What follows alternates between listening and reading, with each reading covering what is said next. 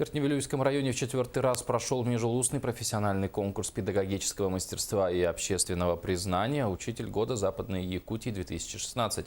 О том, как прошел конкурс, расскажут наши корреспонденты.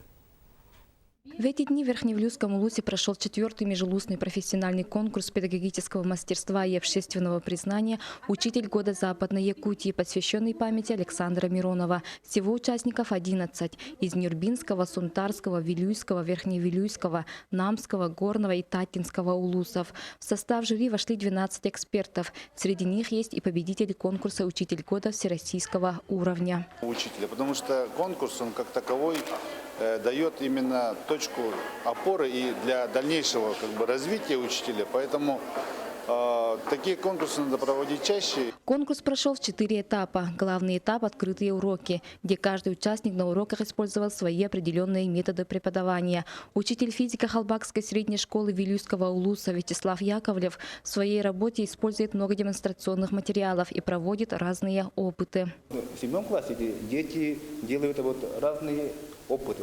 Например, тут у меня 3 разных опыта на одном уроке. Да? В 7 классе самое лучшее, что они проходят такие темы, как механика, динамика. Да? Там уже все наглядно можно посмотреть, пощупать, потрогать, да? Сверху, снизу, как влияют силы. Да? Из-за этого из 7 класса идет уже, как будто ребенок уже хочет втянуться в физику.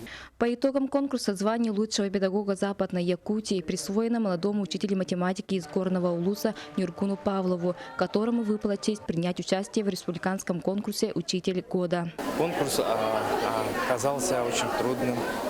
Все конкурсанты были высококвалифицированными специалистами. Они показали высший пилотаж на уроках, на мастер-классах и на дискуссиях. Да?